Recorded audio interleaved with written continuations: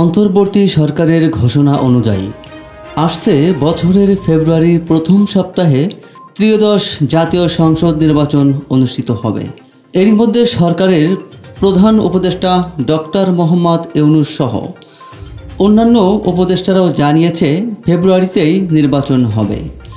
এমন ঘোষণার পর থেকেই বিএনপির নেতাকর্মীদের ভেতর নির্বাচনের আমেজ বিরাজ করছে। আর এই আমেজ আরও চাঙ্গা করতে মাঠে নামতে যাচ্ছেন বিএনপি চেয়ারপারসন বেগম খালেদা জিয়া। দীর্ঘ 10 বছর পর ফের রাজনীতির মাঠে দেখা যাবে তাকে। বিএনপির দলীয় সূত্র এমনটি জানিয়েছে। সূত্রমতে খালেদা জিয়ার নির্বাচনী সফরের জন্য জাপান থেকে আনা হচ্ছে একটি বুলেট প্রুফ বিশেষ আয়িত মিনিবাস। 81 বছর বয়সী খালেদা জিয়ার স্বাস্থ্য ও নিরাপত্তা বিবেচনায় গাড়িটি বিশেষভাবে তৈরি করা হয়েছে।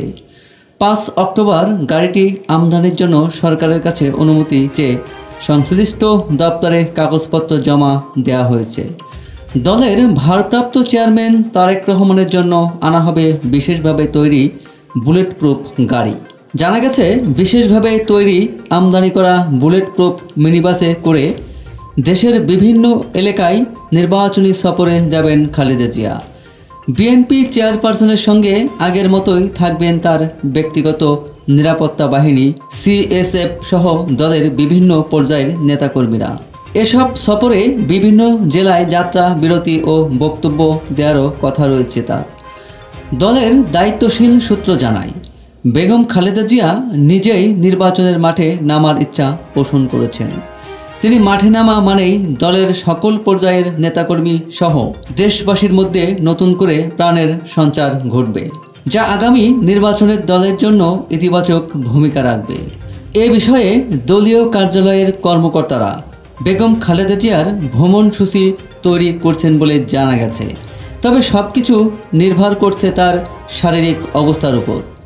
বিএনপির ভারপ্রাপ্ত চেয়ারম্যান তারেক রহমান 6 অক্টোবর বিবিসিকে দেয়া সাক্ষাৎকারে বলেছেন, খালেদা জিয়ার নির্বাচনে অংশগ্রহণ এবং রাজনৈতিক কার্যক্রমে অংশ নেওয়া সম্পূর্ণ তার শারীরিক অবস্থার উপর নির্ভর করছে। এদিকে মিডিয়া সেল সূত্র বলছে, তফসিল ঘোষণার পর সিদ্ধান্ত হবে খালেদা জিয়া সরাসরি মাঠে নেমে নির্বাচনী প্রচার চালাবেন নাকি ভার্চুয়ালি বক্তব্য দেবেন। এ বিষয়ে এখনই চূড়ান্ত কোনো সিদ্ধান্ত হয়নি।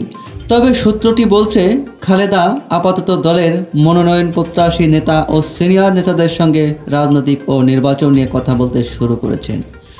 জানতে চাইলে খালেদা জিয়ার বিশেষ সহকারী শামসুর রহমান শিমুল বিশ্বাস সারা বাংলাকে বলেন, আমি দীর্ঘদিন অসুস্থ ছিলাম, এখনও পরিপূর্ণ সুস্থ নয় ম্যাডামের খালেদা জিয়ার গাড়ি ও প্রচারে অংশ নেওয়ার বিষয়ে, তাই আমি কোনো কিছু বলতে সঠিকভাবে পারছি না।